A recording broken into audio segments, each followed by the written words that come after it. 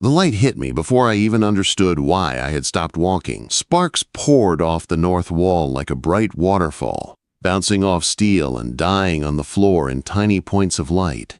The air in the half-built bay on the south side of Chicago was so cold it bit the inside of my nose. Every breath turned into a thin white cloud. Slush clung to my boots. Extension cords ran across the concrete like dark veins, feeding a generator that growled in the corner. The metal around me held the cold the way stone holds night. Bare columns, raw beams, unfinished walls. It was the kind of place where one mistake could sit quiet for months and then ruin lives in a second. I was supposed to be in and out. Take one look at the bracing, sign off on the plan, go back to my office, and get on a call with the city before lunch. My phone vibrated in my coat pocket, buzzing against the rolled drawings. I let it buzz. Another shower of sparks flared. A welding arc hissed and snapped, bright enough to paint the steel white for a heartbeat. I stepped closer, lifting my collar against the wind that pushed through the unfinished seams. "Hot work on the north wall," I called, raising my voice over the generator. "That section is not cleared until the strut is pinned and the sway brace is locked." The arc cut off at once. The bay dropped back into gray, leaving a bright afterimage in my eyes. The figure on the scissor lift straightened, shoulders broad under a dark work jacket. Gloves, hood, welding mask down. Then a hand went up. The mask lifted. The work light caught her face like it had been waiting. Dark hair was pinned back under a bandana, loose waves escaping around her cheeks. Soot dusted her skin in small specks that looked almost like freckles. Her eyes were steady and dark, fixed right on my face. Not drifting, not shy. Clear and alert, with a small tease at the corners, like she was a half step ahead of me and wanted to see what I did next. "I'm cleared," she said. Her voice was low and a little rough from cold air and long days, but polite. No fake charm, no edge she did not earn. "The brace is in. Gusset plate is tack set. Pins are seated. If you want to stop this weld, you can come up here and look at the pins yourself." Her gloved knuckles tapped the rail beside her, one sharp tap. Then she just waited, eyes still on me. A challenge, but not for pride. A challenge for the sake of the steel. I climbed the lift ladder halfway and leaned in. A temporary brace ran to a cleat I had missed on the print. Tack welds were clean. Bracing pins were seated. Safety clips were in place and bent over like they were supposed to be. She had built the whole setup the way I wanted it done. Tight, honest, ready to take a load. My phone buzzed again. I swiped it silent without looking. "Grayson Hale," I said. "Structural engineer on the Rivera Steel retrofit." She didn't flinch. "Amaya Rivera," she replied. "Welder, Rivera." The name hit me twice. Once from the project sign outside. Once from the invoices on my desk. Rivera Steel, the family shop that somehow beat bigger firms for this job and kept holding on while Winter and the city tried to push them out. I lifted the drawings between us. "The city wants a dynamic load test on the new transfer beam. If that beam twists under load, they shut this bay down until spring." Amaya tipped her head a little. Her gaze never left my eyes. "Then the beam won't twist," she said. "No brag, no speech. Just a line placed as clean as a weld bead." Footsteps sounded behind me, heavy and familiar in the way job site boots always are. A cough rolled up from a chest that had taken in too much dust and too much cold. Kowalski stepped out of the shadows, foreman's vest over a thick sweater, mustache frosted with the weather. He looked like a man who trusted steel more than people and had the scars to back it up. "She's the best hand in the shop," he said, nodding toward Amaya. "And she's the boss's daughter, so keep your voice respectful." "Always," I said. He jerked his thumb toward the far end of the bay where plastic tarps hung like curtains. "Inspector's coming tomorrow. Vince Mercer. City man. He likes clean boots and dirty deals." At that name, something changed in Amaya's face. The hint of a smile stayed, but the warmth dropped out of it for a second. "Vince, she said, like the word had grit in it. Kowalski lowered his voice. He's been sniffing around the permit like a dog outside a butcher's shop. If he finds anything he can twist, he'll twist it. I looked back at the transfer beam. The steel that would carry the load of an upper level and keep a roof from sagging. The numbers in my head were clear. If that beam buckled, this whole bay became a story on the evening news. Steel did not care about politics. It cared about pins, bolts, welds, heat, and truth. Amaya dropped her mask and lit the arc again.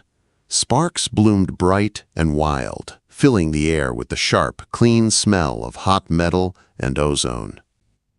The growl of the generator swallowed the rest of the world. I was supposed to head back to my office. Instead, I stayed until she finished the pass. Not because the drawings required me to, because leaving felt wrong while she was up there alone carrying the heat for my calculations. By the time she killed the arc and lowered the mask again, my call with the city was long past. My phone showed missed calls and reminders. I cleared the screen with my thumb and slid it back into my pocket. The next morning, the wind cut sharper. The sky over the south side was the color of flat steel.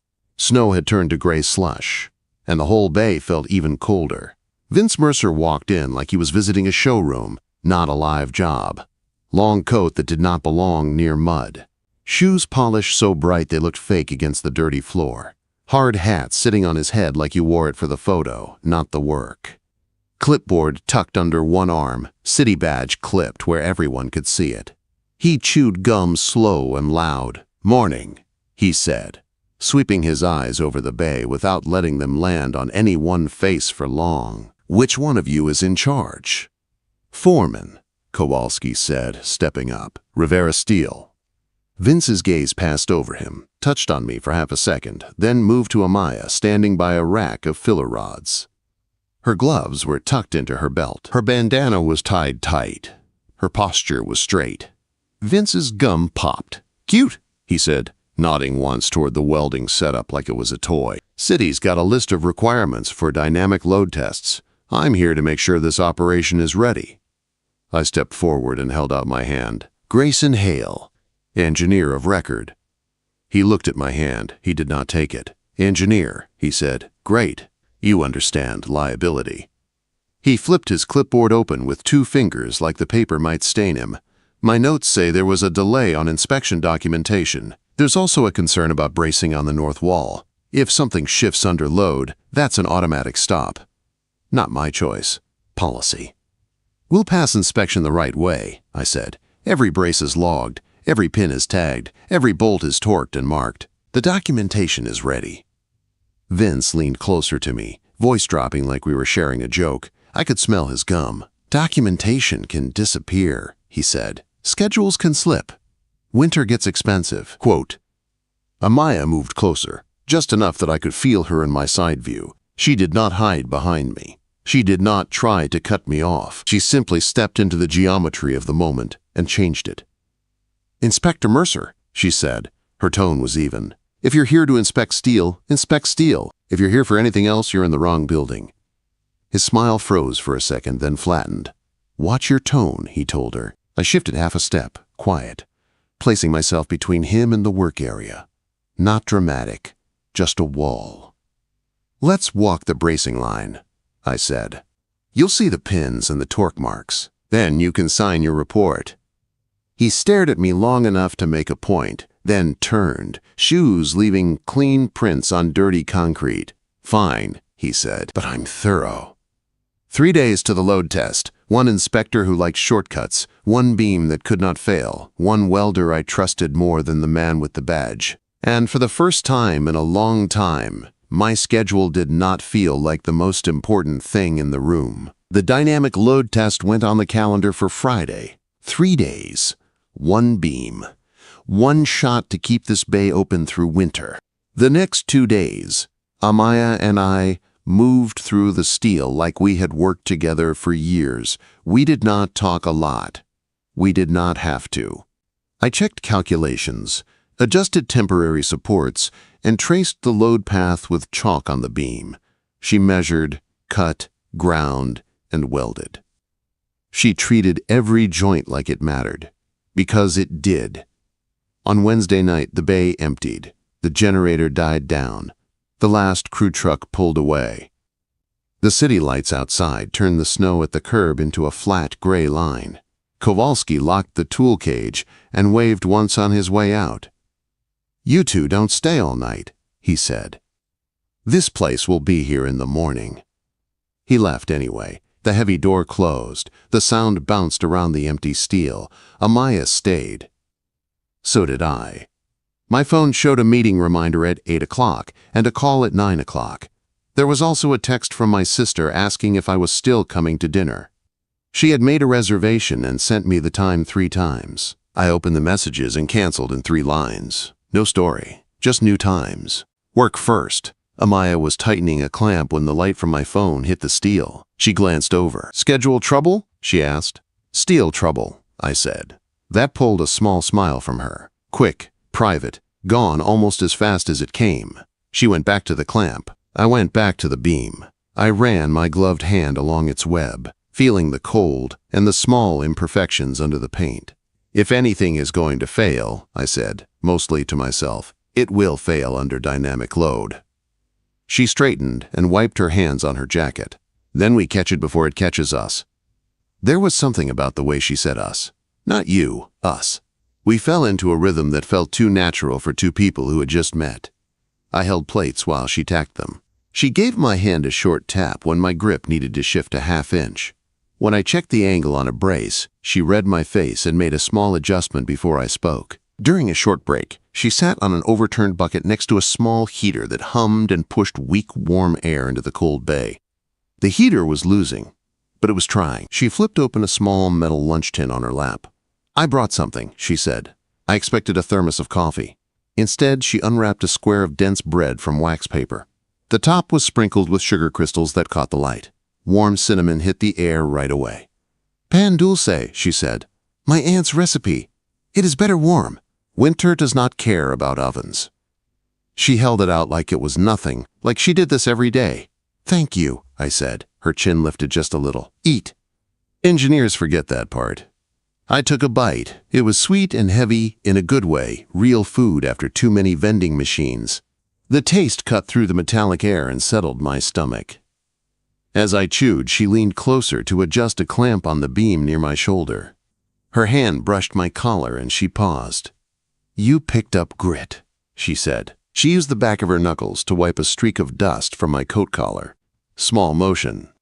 Simple, but the feeling of her knuckles against my neck made my shoulders go still for a second. She noticed. Her hand paused. Her eyes flicked up to my face. "Okay?" she asked. It was a clear check, not a flirt, asking if the touch was fine. "Yes," I said. My voice came out steady, but I felt the word in my chest more than in my throat. Her mouth curved a little. That teasing warmth came back into her eyes. Then she dropped her hand and went back to work like she had not just warmed a concrete bay more than the heater did. On Thursday afternoon, the job changed. Not because the steel liked drama. Because someone gave it a reason. I was walking the bracing line with Kowalski, checking tags and the bright orange torque marks we had painted on each high-tension bolt. When a bolt is at the right torque, the stripe on the nut lines up with the stripe on the metal. If the bolt turns, the stripes break. Most of them were perfect. Names and numbers in a clean table. Then I saw one that was wrong. The stripe on the bolt and the stripe on the plate did not line up. There was a thin, jagged break in the paint, almost like a hairline crack. I crouched. My breath fogged in the beam of my flashlight. When I moved the light, my stomach dropped. The bolt head was gone. Not loose, gone. The washer was gone, too. In the hole, there was nothing but dark space where steel should have been. "Damn!" I said under my breath. "What is it?" Kowalski asked, bending down beside me. "High-tension bolt missing," I said. "Grade A 490, washer gone, too." I shifted the light. Another bolt head was missing, then another. Each hole had a clean ring of metal where a washer had once pressed, a bright circle under the grime. This was not a mistake. This was intent. Someone with a wrench and knowledge had pulled them. A cold line ran up my spine. It was not fear. It was math. I could see the load path in my head, the way the beam would twist under dynamic load with those bolts gone. I pulled out my phone and started taking pictures. Wide shots. Close-ups. The broken torque stripes. The empty holes. I made sure the time and date showed in the frame. "Who would do this?" Kowalski muttered. I did not say the name that flashed in my head. A man with polished shoes and a city badge who liked encouragement. We moved down the line to the diagonal bracing. Those braces kept the beam from rolling during temporary loading. Each pin should have had a cotter clip fully seated and bent over. I found one clip hanging loose, barely holding the pin. The pin itself was pulled halfway through, like someone had started to remove it and then stopped. Under normal conditions, it might have stayed. Under vibration, under a live dynamic test, it would walk out. The brace would slacken. The beam would twist. My hands stayed steady. My jaw did not. "We have sabotage," I said quietly. My body went still in a different way. Not in fear. In focus. I felt Amaya before I saw her. The quick, even sound of her boots on concrete. The way the air shifted when she got close. She came up beside us with her welding mask hooked at her hip, gloves tucked into her back pocket. "What happened?" she asked. I held my phone where she could see the picture. "Look!" Her eyes sharpened. She crouched next to me, gloved fingers tracing the edge of the hole without touching inside. "High-tension bolts," she said. "Grade A 490. Washers were here." She pointed at the clean ring. "Someone pulled them. Recently." She glanced up at the torque paint marks. "And the seal is broken. They were right at last check." Kowalski swore. "This is someone trying to get us shut down." Amaya swallowed, but her voice did not shake. "Or trying to make us fail the test so they can say we are not fit for this job." I could feel the wind cutting through the bay doors. It hit her side of the body first. Without thinking too hard, I shifted closer and turned a little so my coat blocked the draft from her. It was a small thing. Angle my body, break the wind. Her shoulder brushed my arm, she noticed. She did not step away. That small permission did something to me. It tied the job to more than bolts and plates. It tied it to the person who would be under this steel with me when the load hit. "What do we do?" Kowalski asked. "We replace every missing bolt," I said. "With new washers. We repin and relock that brace. Then we reinforce the region around that joint before the crack grows." Amaya's head snapped toward me. "There is a crack?" I shifted the flashlight and ran it along the beam web. You could barely see it. A faint line at the toe of a weld near the connection. Hair thin and new. "The start of one," I said. "If we pretend it is not there, the load test will rip it open." Her eyes narrowed, not in fear, in calculation. "Then we do not pretend." We moved fast, because steel does not reward slow pride. It only rewards correct action. While Kowalski unlocked the bolt cage, I logged the missing inventory by hand and printed the photos on the office printer so there was more than just a digital record. Ink on paper still matters when someone tries to make evidence vanish. Amaya laid out the fix like she was laying out a recipe. "Fish plates on both sides," she said, drawing rectangles on the beam with chalk. "Grind to clean metal. Preheat. Run multiple passes. Then we check with mag particle." I opened my laptop on a work table and rechecked the capacity with added plates. I adjusted the temporary jacks to take some of the strain off the joint while we worked. We were not just trying to make it look better, we were restoring strength. The bay grew colder as the day dropped. The Chicago wind pressed against the tarps. The heater hummed louder, losing the fight. We did not leave. The beam and the bolts and the quiet line on that web were ours to answer for now. We pulled new high-tension bolts from the cage one by one. I watched the numbers on the inventory sheet as carefully as I watched the steel. 4 missing, I said. 4 replaced. Washers, too. Got it, Kowalski answered, handing them over like they were worth more than their weight in steel. I slid the first bolt through the hole, feeling the snug fit of the shank against the plate. Washer, nut, then the long, slow pull of the torque wrench until it clicked at the specified value. No guessing. No, close enough. Real torque. Orange torque seal paint went on in a clean stripe from the nut to the plate. If that nut shifted even a fraction later, the paint would crack and tell on it. We did it again and again. An entire connection rebuilt in careful, measured moves. At the bracing pin, Amaya stood on the lift to get a straight line of sight. She pulled the pin all the way out, checked it, then shoved it back through until the hole on the far side lined up perfectly. New cotter clip, she said. She slid the clip in and bent the legs over fully. No, almost. No, good enough. Then she added a loop of fresh safety wire and twisted it tight. Again, she said, checking the others. We checked every brace on that line. Every pin, every clip, every stripe of torque seal. Anything that could move without permission got attention. The crack, though, sat there waiting. A thin line near the toe of a weld, where the web met the flange. Not big, not loud, just patient. Amaya adjusted the lift and rolled in close. I set a tray with a temp stick kit, a heat gun, and a grinder on the platform for her. We were both quiet. The base settled around us like it knew this part mattered more than the rest. They tried to make you fail, I said. They tried to make the steel fail, she corrected. I just live under it. She pushed her bandana tighter under her helmet and tugged her gloves on, flexing her fingers inside the leather.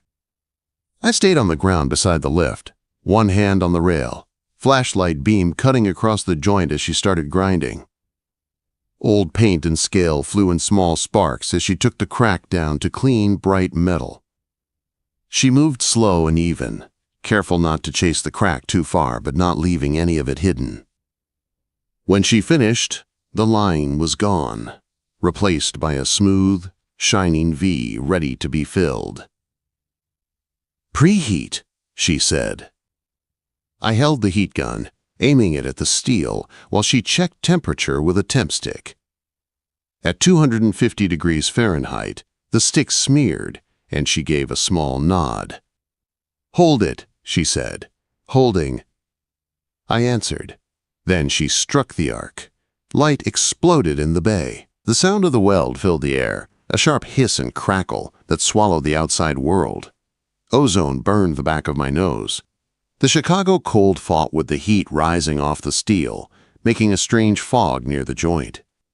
I watched the puddle move along the groove, a small pool of molten metal that could either save a connection or hide a future fracture. The puddle followed her hand, steady and controlled. Root pass in, she called through the mask. Time? 40 seconds, I said, checking the watch I had clipped to the rail. She held the arc a moment longer, then broke it, and let the metal cool just enough. No rushing, no idle time. Layer by layer, she built up the weld. Each pass, she chipped away the slag, brushed, and checked. I watched for distortion, for any sign the beam was moving. The laser level's line stayed where it should, cutting the edge of the plate in a straight line. Once the fish plates went on, she repeated the whole thing. Grind, preheat, weld, chip, check. Hours passed, measured in passes and temperature readings instead of minutes. Kowalski came back in at one point with a thermos and 3 foam cups. He poured soup and left it on a crate without making a speech. The smell of broth and vegetables drifted through the metallic air. Eat before it turns into ice, he said. We did, grabbing spoonfuls between tasks. It wasn't romantic. It was survival. The heat in my stomach felt like another kind of brace, pushing back against the cold. Near midnight, the repair was done. We wrapped the welds in insulating blankets and let them cool slow. No sudden chill, no quick shock. Then came the test we could control. Mag particle. I sprayed white contrast paint along the weld toes and waited for it to dry. Then I dusted fine black particles over the area and held an ultraviolet light close. If the crack was still there, the particles would gather in a dark line. The beam stayed clean. No lines formed, just scattered specks on a smooth field. Amaya let out a breath that sounded like she had been holding it all day. She rested her forearm on the lift rail, helmet still down for a second as if she needed the shade. I stared up at her and waited. After a moment, she lifted the mask. Her eyes were glossy from the light and the cold, not from tears. A streak of soot crossed her temple, just under her bandana. I raised my hand, slow, palm open, and stopped inches from her skin. She looked from my fingers to my face. Question in her eyes, not fear, just a clear, silent, "What are you doing?" "May I?" I asked quietly. Her shoulders softened a fraction. She gave me the smallest nod. I brushed my thumb lightly along her temple, wiping the soot away. Her skin was warm under the grime. I pulled my hand back as soon as it was gone. "Thank you," she said. "For the soot?" I asked. "For staying," she said. "Steel doesn't get fixed alone," I answered. She smiled at that. It was not the quick, teasing curve from before. It was softer, deeper, edged with something like relief. "Neither do people," she said. The words landed harder than I expected. I looked away for a second, at the beam that was now stronger than the story someone tried to write for it. The torque stripes were clean. The plates were solid. The braces were locked. Friday came with air so cold it made the metal sing when you tapped it. Vince showed up right on time. Same long coat, same polished shoes, same hard hat, sitting too high. The only thing different was the way his eyes moved. More alert, less lazy. He headed straight for the repaired joint, chewing his gum like nothing had changed. "Big night?" he asked, crouching down. "Necessary night," I said. He frowned at the plates, the welds, the new torque stripes. "Repairs like this need authorization. If you weld structural members without approval, I can shut this down." Amaya stepped up from behind my right shoulder, welding mask in one hand. Her jaw was set. There was no fear on her face, only a steady kind of anger. "If you are here to make the steel safe," she said, "this is what that looks like." Vince gave her a slow once-over with his eyes. It felt like he was checking for weakness, not for truth. "You must be Rivera," he said. "Shame if this shop gets buried in red tape." She did not give him a smile. "Shame if someone thinks red tape is stronger than steel," she answered. He stepped in closer to her, invading that small bubble of space people deserve. I moved without thinking, my body sliding between them until he was facing my chest instead of hers. "Inspector Mercer," I said calmly. "There's room to talk without crowding her." He bristled. "Don't tell me how to do my job." "I'm not," I replied. "I'm telling you how to respect this site." I felt Amaya's hand touch my arm, not clinging, not pulling. Just a light press at the back of my sleeve, a signal that she was there and that she wanted the barrier. Her fingers stayed there for a heartbeat, warm through the fabric. Vince's jaw worked. "Why the last-minute repairs?" he asked. I opened the folder I had prepared. Printed photos, inventory logs, torque charts. A detailed drawing with the joint circled. "Because someone removed high-tension bolts from a gusset plate in a blind recess," I said. "Because someone half-pulled a bracing pin. Because those actions would have caused torsion and crack growth under dynamic load." Quote, I laid the photos out on a nearby table, the broken torque stripes, the empty holes, the clean washer rings, the missing bolts in the cage log. Kowalski dropped a second folder next to mine. "Tool cage was locked," he said. "Only 3 keys, mine, Rivera's, and the inspector's temporary access badge." Vince's chewing slowed. His eyes flicked between the pictures, the joint, and my face. "That's a serious accusation," he said. "Then take it seriously," I replied. "We've already requested badge logs from the North Door reader and a new inspector for future visits." "And we called the union," Kowalski added. A woman in a union jacket walked in as he said it, with a city security officer at her side. The officer held a small tablet. "Inspector Mercer," the officer said. "Badge logs show your ID used at 11:46 p.m. Wednesday at the North Bay door. No visit was scheduled." Vince's gums stopped moving. He tried to laugh it off. "I was verifying." Verifying with missing bolts, the union representative cut in. In the middle of the night? Alone? Without the foreman? Quote. Vince's shoulders stiffened. The shine on his shoes did not help him now. The officer held out a hand. We need you to step outside while we sort this. Your report will be reviewed. For the first time, Vince looked small in the bay. On his way out, his eyes landed on me again. There was anger there, and something else. Surprise that someone had chosen steel over silence. Write your report, I said quietly. Write it clean. He did not answer. He just walked. And finally, the only thing left between us and the test was the steel itself. The dynamic load test started at noon. By then, the sky over Chicago was a flat white sheet. The cold came in sideways. Breath turned to smoke even inside the bay when the doors opened. The city engineer arrived with a small team. Different face from Vince. This one wore worn work boots and actually checked the tread at the edge of a puddle before he stepped. His hard hat was scuffed. His clipboard had actual notes on it. Morning, he said. You must be Hale. I nodded. Yes, sir. Quote.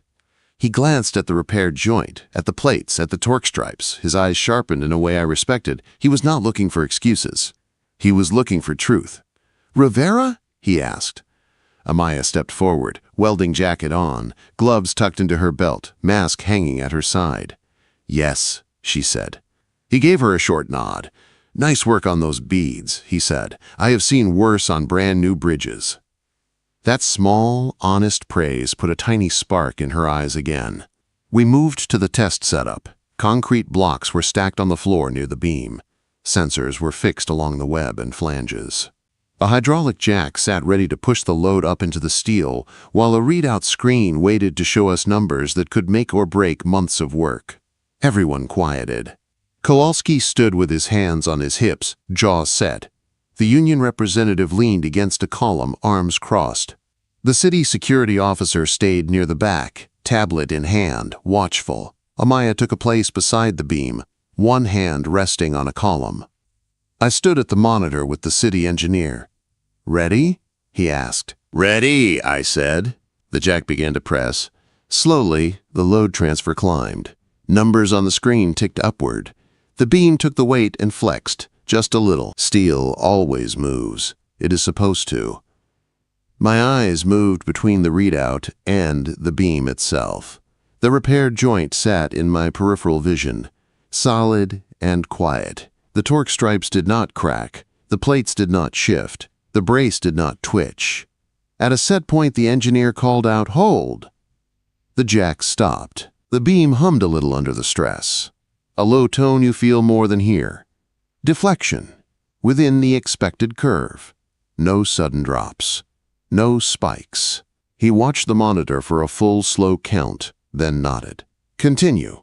We went higher. The worst-case live load. The kind of pressure that would show any lies we had told the steel. The numbers rose, plateaued, then settled. My shoulders did not move. My jaw did not, either.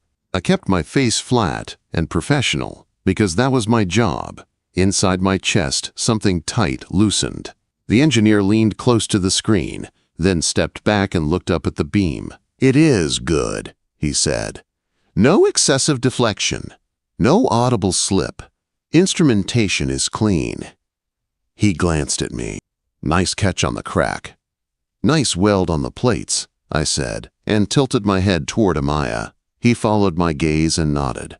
Nice weld, he agreed. He signed the form on his clipboard, then handed it to me and to the union rep to countersign. Rivera Steel's bay stayed open. Winter work would go on. People would stay paid. The building would get finished the way it was meant to be. When the last sensor was removed and the jack rolled away, the bay suddenly felt bigger, lighter. The union representative clapped Kowalski on the shoulder and said, "You're clear. We'll handle the Mercer mess." She gave Amaya a look that said something more than words. Respect. Then she left.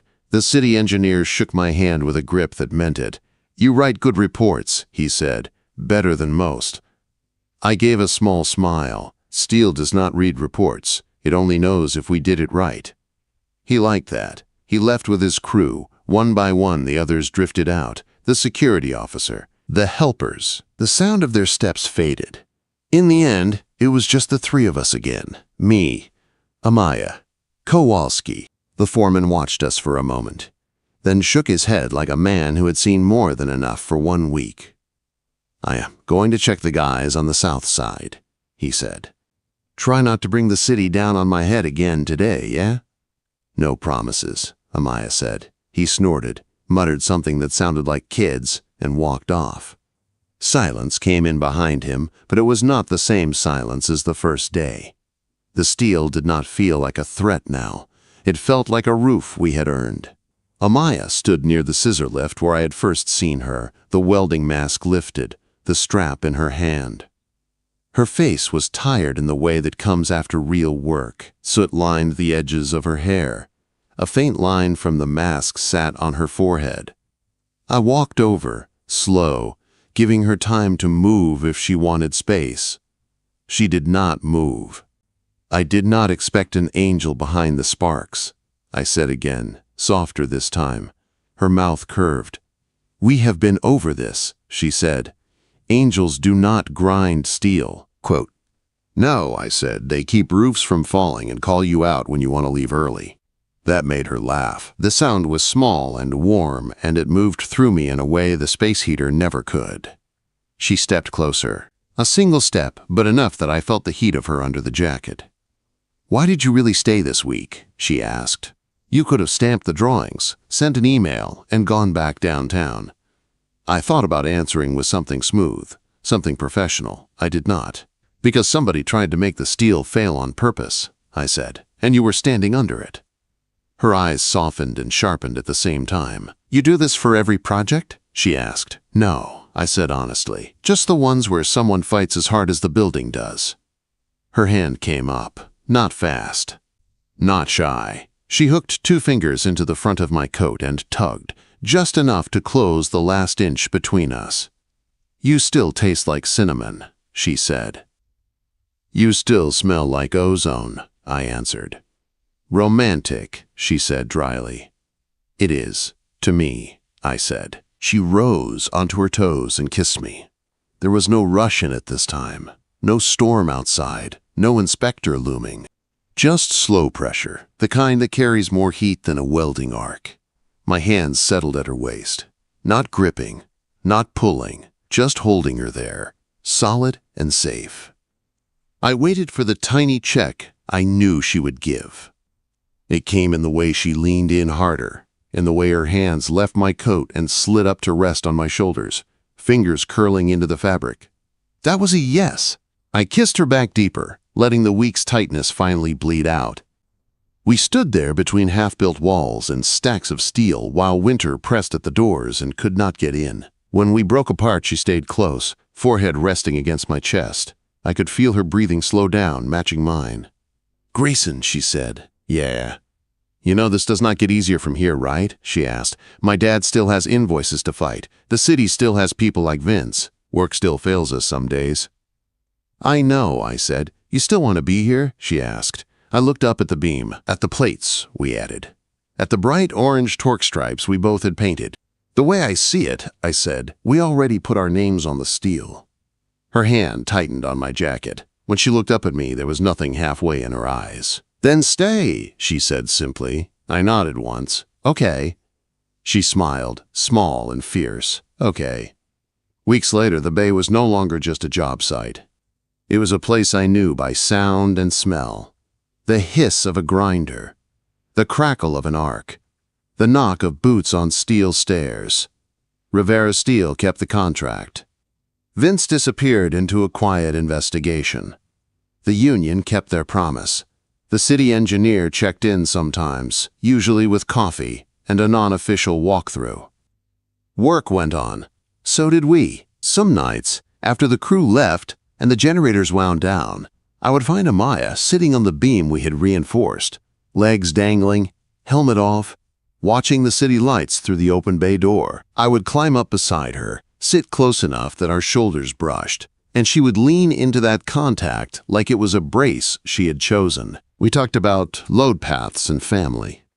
about torque and rent, about how a shop like hers had to be twice as perfect to be called equal. We did not fix the world. We did not stop every bad inspector or dirty bid. But we kept this roof from falling. We kept this steel honest. We chose each other in the middle of all of that. And if there is anything I learned on that job, it is this. People will try to pull the bolts out of your life when you are not looking. They will half-slip pins and call it nothing. They will hope you crack under load so they can sell the story of your failure.